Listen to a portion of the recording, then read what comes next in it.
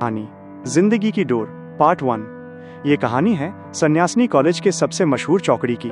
4 दोस्त जो न सिर्फ क्लास में बल्कि पूरे कैंपस में अपनी अटूट दोस्ती के लिए जाने जाते थे। नाम थे सुनीता, सुष्मिता, राजू और रिजू। कॉलेज का पहला साल था। सुनील टी स्टॉल पर गर्मा गर्म चाय और पकौड़ों के साथ 4 अलग अलग शख्सियतें एक साथ मिली थीं। राजू, जो हमेशा तैयार चुटकुलों और बेफिक्री भरी हंसी से माहौल को हल्का कर देता था, वो इस ग्रुप का अनौपचारिक लीडर था। उसके बगल में शांत, थोड़ा गंभीर और अपने भविष्य को लेकर बहुत सजग रिजू बैठता था, जिसकी आंखों में हमेशा कुछ बड़ा करने का सपना तैरता रहता था। लड़कियों में सुनीता अपने व्यावहारिक ज्ञान और त्वरित निर्णय लेने की क्षमता के लिए जानी जाती थी। वो चट्टान की तरह मजबूत थी और अक्सर ग्रुप को बेवकूफ़ी भरे फैसलों से बचाती थी। दूसरी ओर थी सुष्मिता, जो अपनी कविताओं, रोमांटिक ख्यालों और दुनिया को गुलाबी चश्मे से देखने के स्वभाव के कारण ड्रीम गर्ल कहलाती थी। जल्द ही इन चारों की दोस्ती कॉलेज लाइफ का पर्याय बन गई। राजू का मजाक, रिजू का ज्ञान, सुनीता की समझदारी और सुष्मिता की कल्पनाशीलता, ये सब मिलकर एक परफेक्ट बैलेंस बनाते थे। सीक्रेट अड्डा था कॉलेज लाइब्रेरी की सबसे आखिरी वाली खिड़की के पास, जहां वे सिर्फ पढ़ते नहीं थे बल्कि एक दूसरे के क्रश, परिवार की समस्याओं और जिंदगी के सबसे बड़े डर को साझा करते थे। एग्जाम की रातों में सुनीता सबको जबरन ब्लैक कॉफी पिलाकर जगाए रखती थी, जबकि राजू की कहानी सुनाई का सेशन स्ट्रेस बस्टर का काम करता था। रिजू हमेशा की तरह नोट्स को व्यवस्थित करता था और सुष्मिता कभी कभी नोट्स के मार्जिन पर उनके लिए छोटी कविताएं लिख देती थी। वे सचमुच एक दूसरे की जान थे।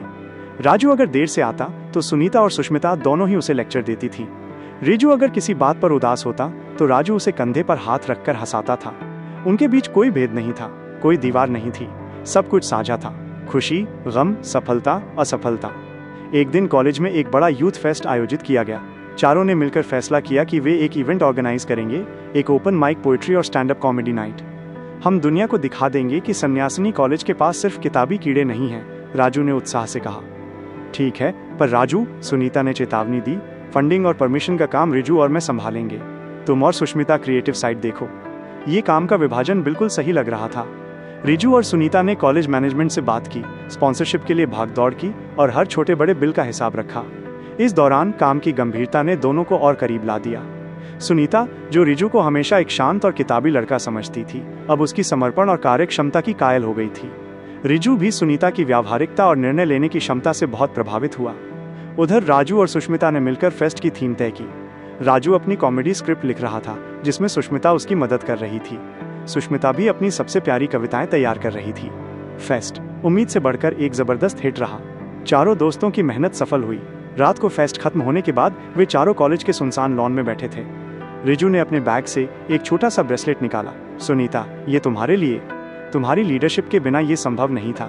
सुनीता की आंखें भर आईं। उसने ब्रेसलेट पहन लिया और रिजू को एक गहरी मुस्कान दी। ठीक उसी समय राजू ने अपना सबसे सफल जोक दोहराया और सुष्मिता खिलखिलाकर हंस पड़ी। उस पल लॉन की मंद रोशनी में सुष्मिता को लगा कि राजू की हंसी और उसका साथी उसकी दुनिया है। उसने धीरे से राजू का हाथ थामा और फुसफुसाई, तुम सच में कमाल हो राजू।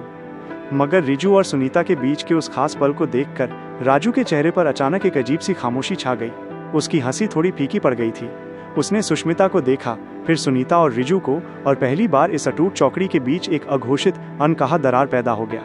राजू, जो सबकी जान था, अब खुद को उस ग्रुप के किनारे पर महसूस कर रहा था। उसकी आंखों में एक सवाल था, क्या उनकी दोस्ती में अब कोई दूसरा समीकरण भी जुड़ गया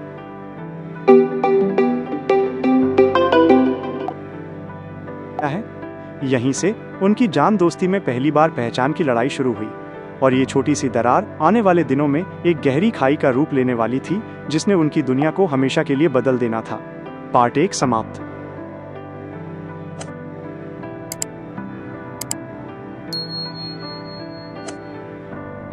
पार्ट 2, शक का साया और दूरियां। यूथ फेस्ट की सफलता ने 4 दोस्तों को कॉलेज का हीरो बना दिया था, लेकिन उसी रात उपजा अदृश्य दरार अब धीरे धीरे दिखाई देने लगा था। समीकरणों का बदलना। रिजू और सुनीता ने फेस्ट के दौरान साथ काम करने के बाद अपनी दोस्ती को एक नया नाम दे दिया था।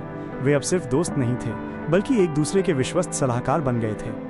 वे अक्सर लाइब्रेरी में या कॉलेज कैंटीन के किसी शांत कोने में घंटों बैठकर पढ़ाई और करियर की गंभीर बातें करते थे। रिजू को सुनीता का व्यावहारिक दृष्टिकोण, प्रैक्टिकल अप्रोच भाता था, वहीं सुनीता को रिजू का समर्पित और लक्ष्य केंद्रित, गोल ओरिएंटेड स्वभाव पसंद था। उनके बीच की केमिस्ट्री अब पूरे ग्रुप में सबसे स्पष्ट थी। इधर राजू और सुष्मिता की जोड़ी भी थी। सुष्मिता अपने रोमांटिक और भावुक स्वभाव के कारण राजू की चुलबुली लापरवाह शख्सियत में सहारा ढूंढती थी। राजू भी सुष्मिता के लिए अक्सर कॉमेडी से हटकर गंभीर हो जाता था, उसे अपनी कविताएं सुनाता था और उसे खुश करने के लिए छोटी छोटी चीजें करता था। लेकिन राजू के मन में ईर्ष्या का बीज पड़ चुका था। वो नोटिस करता था कि जब भी वो कोई जोक मारता, सुष्मिता हंसती तो जरूर थी, लेकिन उसका ध्यान बार बार रिजू और सुनीता की तरफ जाता था, जो एक दूसरे के नोट्स में खोए रहते थे। राजू को ये बात अखरती थी कि अब रिजू उससे ज्यादा गंभीर और जरूरी दोस्त बन गया है। एक दोपहर चारों कैंटीन में बैठे थे। राजू मजाक में, यार रिजू, तू और सुनीता अब नोट्स कम और एक दूसरे की आंखों में ज्यादा देखने लगे हो, कहीं कोई सीरियस स्टडी तो नहीं चल रही? रिजू शांत होकर, राजू ये मजाक का समय नहीं है, हम अगले सेमेस्टर के लिए रिसर्च प्रोजेक्ट्स डिस्कस कर रहे हैं, थोड़ा गंभीर हो जा। सुनीता राजू को टोकते हुए, हाँ राजू, तुम हर चीज को मजाक में मत उड़ाया करो, रिजू सही कह रहा है। राजू सुनीता के इस तरह से रिजू का पक्ष लेने पर एकदम शांत हो गया। ये पहली बार था जब सुनीता ने उसे इस तरह सबके सामने डांटा था। राजू गहरी आवाज में, ठीक है, मैं जा रहा हूँ, तुम लोग अपना गंभीर रिसर्च जारी रखो। वो उठकर जाने लगा। सुष्मिता भी उसके पीछे उठ गई। सुष्मिता, रुको राजू, मैं तुम्हारे साथ आती हूँ। राजू सुष्मिता की तरफ बिना देखे, नहीं, तुम यहीं रुको, शायद तुम लोगों को मेरी जरूरत नहीं है। राजू के जाने के बाद रिजू ने सिर हिलाया। रिजू ये क्या तरीका है, कितना बचकाना है। सुष्मिता थोड़ा दुखी होकर, मुझे लगता है वो दुखी है, तुम दोनों उसे इग्नोर कर रहे हो, हम चारों दोस्त हैं, हमें साथ बैठना चाहिए। सुनीता परेशान होकर, सुष्मिता ऐसा कुछ नहीं है, वो ओवर रिएक्ट कर रहा है, हमने उसे कहाँ इग्नोर किया। पहला विश्वासघात। अगले कुछ हफ्तों में ग्रुप 2 हिस्सों में बंट गया। एक तरफ रिजू सुनीता जो भविष्य और पढ़ाई की बात करते थे, दूसरी तरफ राजू सुष्मिता जो फिल्में देखते, घूमते और हल्की फुल्की बातें करते थे। अब 4 के बजाय कॉलेज कैंपस में 2-2 की जोड़ी ज्यादा नजर आने लगी थी। इसी दौरान कॉलेज में एक प्रतिष्ठित इंटर्नशिप के लिए आवेदन शुरू हुए। ये इंटर्नशिप किसी एक ही छात्र को मिलनी थी और ये उनके करियर का टर्निंग पॉइंट हो सकती थी। रिजू और राजू दोनों ने आवेदन किया। रिजू ने इंटर्नशिप के लिए कमर कस ली। उसने सुनीता के साथ मिलकर रात दिन मेहनत की। सुनीता ने अपने कॉन्टैक्ट्स का इस्तेमाल करके रिजू के लिए कुछ जरूरी किताबें और स्टडी मटेरियल भी जुटाए। राजू ने भी मेहनत की, लेकिन उसका मन अब भी दोस्तों के बीच की दूरियों में उलझा हुआ था। फाइनल इंटरव्यू से एक दिन पहले राजू ने गलती से रिजू का इंटरव्यू का सीक्रेट रिसर्च पेपर देख लिया, जो रिजू की टेबल पर रखा था। वो पेपर इतना शानदार था कि राजू को लगा कि अगर रिजू ने ये प्रस्तुत किया तो इंटर्नशिप का मिलना तय है। ईर्ष्या और असुरक्षा की भावना राजू के मन में एक काला बादल बनकर छा गई। उसने सोचा अगर रिजू को ये इंटर्नशिप मिल गई तो वो सुनीता के और करीब हो जाएगा और राजू हमेशा के लिए इस ग्रुप में हाशिए पर आ जाएगा। उस रात सब जब हॉस्टल में सो रहे थे, राजू ने दबे पांव रिजू के कमरे में जाकर उस रिसर्च पेपर के कुछ महत्वपूर्ण पन्ने फाड़ दिए और बाकी को कॉफी गिराकर बर्बाद कर दिया। अगले दिन सुबह जब रिजू ने अपना पेपर बर्बाद देखा तो उसके पैरों तले जमीन खिसक गई। वह चीखा, रिजू ये क्या है, मेरा पेपर किसने किया ये? राजू जो ये सब दरवाजे से देख रहा था, मासूम चेहरा बनाकर अंदर आया। राजू, अरे ये क्या हो गया रिजू, कौन इतना घटिया काम कर सकता है? सुनीता और सुष्मिता भी भागे भागे आईं। सुनीता ने टूटे हुए पेपर देखे और उसकी आंखों में गुस्सा भर आया। सुनीता, रिजू मुझे माफ करना, ये गलती मेरी है, मुझे पता था कि तुम्हें इस पर कितना गर्व था। रिजू की आंखों में आंसू थे। उसने हताश होकर कहा, अब मैं क्या करूंगा सुनीता, मेरे पास कल इंटरव्यू के लिए कुछ नहीं है। इस पूरी घटना के दौरान राजू ने खुद को सबसे बड़ा समर्थक दिखाया। वो रिजू को दिलासा देता रहा जबकि सुष्मिता उसे सांत्वना दे रही थी। उस दिन इंटरव्यू में रिजू सही से परफॉर्म नहीं कर पाया और उसे वो इंटर्नशिप नहीं मिली।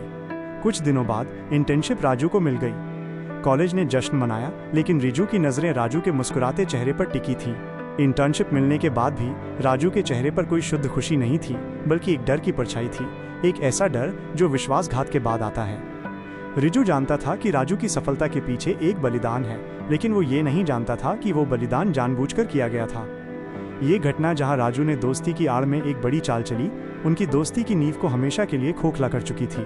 प्यार, ईर्ष्या और असुरक्षा के विषैले मिश्रण ने अब अपना काम करना शुरू कर दिया था। ये दरार अब गहरी खाई में बदलने लगी थी, जहां से वापसी मुमकिन नहीं थी। क्या राजू का ये विश्वासघात जल्द ही रिजू के सामने आ जाएगा?